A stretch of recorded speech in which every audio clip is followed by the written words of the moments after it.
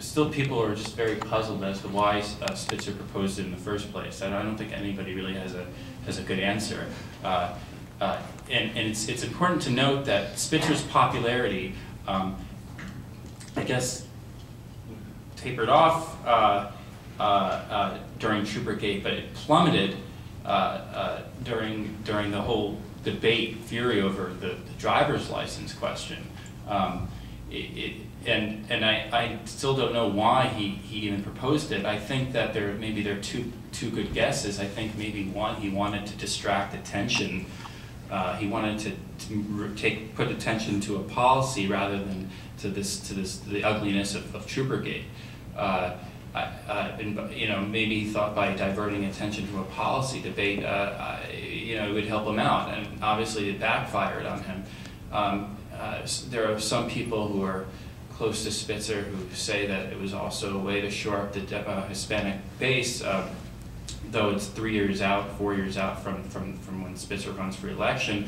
But they said that Spitzer is tremendously afraid of a challenge by Andrew Cuomo, and that this was one a preemptive measure to make sure that he secured the Hispanic vote. Obviously, all this backfired, and I think one of the important lessons that Spitzer learned from all this is that it's not the end of the world to back down. I mean, this issue disappeared almost immediately after he said, we're not going to do it. And I think he had this fear of what would happen if Spitzer, sheriff of Wall Street, just backed down. And I think it was overblown. And I think that next time this happens, he's more easily going to, I guess, he's more likely to compromise. He doesn't have this fear that he had before about changing his mind.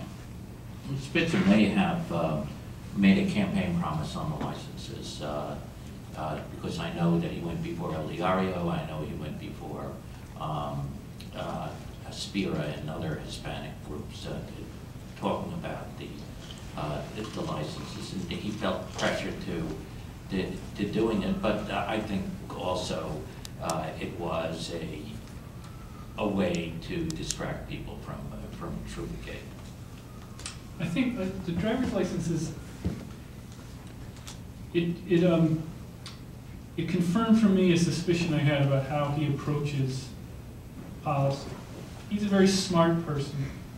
He actually is, when it comes to thinking about policy, he's pretty good at it. He cares about it. And he had made a campaign promise on this, and I think he looked at the situation and he thought about it logically, and he said, well, this makes sense to do this. I actually agreed with him.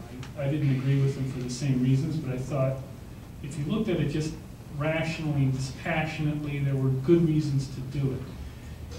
And so at that point for him, the thing was over. I mean, if it's the right thing to do, I'm going to do it. And he kind of takes pride. He didn't think through the political consequences of it. He takes pride in that, or at least he used to. He used to think, a lot of politicians say they don't care about polls. I think at one point he really didn't care about polls. And it was he was sort of part of his persona. Is that why Global is on his payroll? You got to know what the polls say. Oh. Anyway, he tells himself that he doesn't care about polls.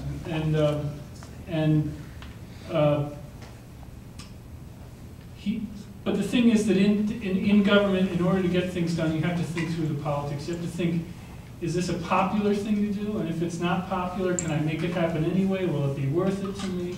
And not having thought those things through, it just went very badly wrong. Well, that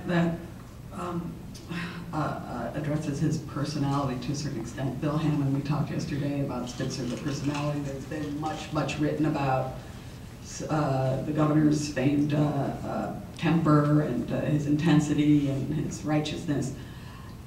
Are these characteristics that are not suitable for someone to be governor? Bill, could you talk a little bit, Bill and Bill, about Spitzer, the personality, both Bills? I mean, I I've experienced a little bit of the temper. It's a real thing. I don't think it's all that especially unusual in politicians to have a temper, especially successful politicians. But I think this is part of what happened with Troopergate. I thought from the beginning that I didn't see what the scandal was. You know, the governor runs the state police. The state police were providing helicopter services to a politician. It looked like the politician was abusing that.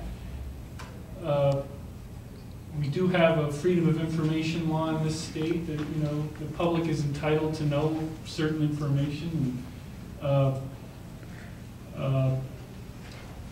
There is some real question about whether the governor was trying to use this information in an underhanded way to either embarrass Joe Bruno or even to get him arrested.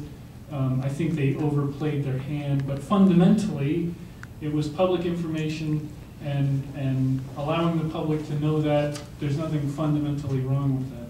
But it played into a truth about his personality, that he does have a bullying side, that he can be vindictive, that he can threaten people and then follow through on those threats. And I think that's part of why it resonated with a lot of help from the New York Post.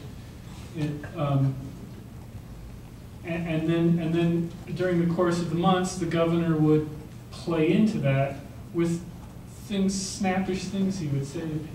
I think maybe the low point of his governorship was when he was having one of these meetings about the state budget, or more broadly about the agenda in Albany.